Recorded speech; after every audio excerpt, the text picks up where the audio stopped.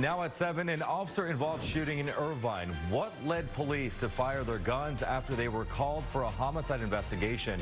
We're live as investigators talk about these two incidents. They also say they're related.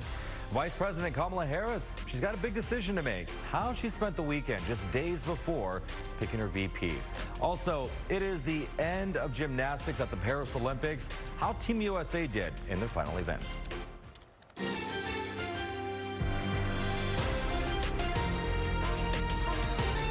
This is Kcal News Mornings.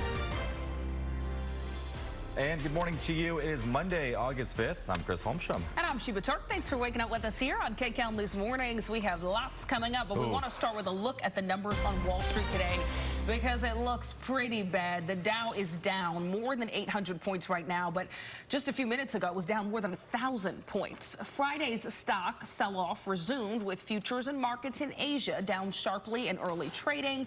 Wall Street skidded after a weaker than expected jobs report, and this is the impacts we're still seeing this morning. The Dow fell 610 points, the Nasdaq dropped 417, the S&P tumbled 100. Yep. Unbelievable. Nobody wants to start looking at that in the morning. No, we'll have to continue to keep a close eye on this for sure. All right, we've got another hot week in store for us. Meteorologist Paul Deanna with us now. Paul, we had a hot weekend. We got a hot week coming up. We do, Summer is still we here. have an expiration date coming, but boy, it's going to be today and tomorrow, perhaps the two hottest days of this hot stretch. And yesterday, as you mentioned, Chris, was really hot. Let's take a look at the overnight lows. Some of you were close to 80 for an overnight low, including Moreno Valley and Paris, 76. Pasadena only dropped to 71. Van Nuys, 70. Montebello, 67. So the combination of warm nights and very hot days. We have this excessive heat warning through tomorrow afternoon. The two hottest days of this week are today and tomorrow. Inland Empire, excessive heat warning. The Conejo Valley, Santa Clarita Valley, and San Fernando Valley under an excessive heat warning. Most of the rest of us under a heat advisory. Highs will be in the 90s and 100s away from the water. 96 in the metro area today. That could be the hottest day of the year. 109 for our valleys, 106 for the Inland Empire, and 108 for the high desert. The heat continues. Let's take a look at the roads now with Kalina. Good morning. Hi, good morning. Happy Monday. As we head out the door, we are dealing with an overturned dump truck on the 91.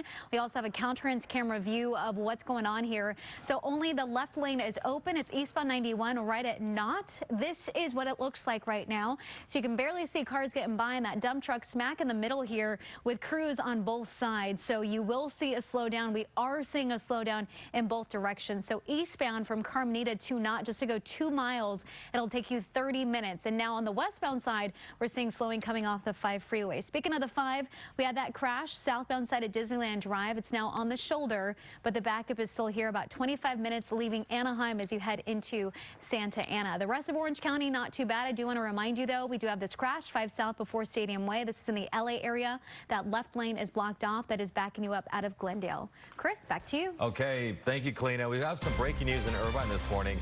A person was found dead inside a home. Then that led to an officer-involved shooting. Yeah, Kcal News reporter Tina Patel is live in the Woodbridge neighborhood with the details. Tina? Good morning. As it gets later in the morning, more people are waking up wanting to know exactly what happened overnight. But right now, police don't have a lot of answers. They still have this part of the Woodbridge neighborhood blocked off, as well as another area just a few blocks away. Now, let me tell you what police are telling us. They say it started around 2:15 this morning when they got a 911 call from a home on Whistling Swan. When they arrived, they found a car had crashed into a home there. Then they found a person inside the home who had been killed. They have not identified that man or said exactly how he died, but they did rule it a homicide. And about an hour later, police say they spotted a possible suspect here on Yale Loop, which is just a few blocks away.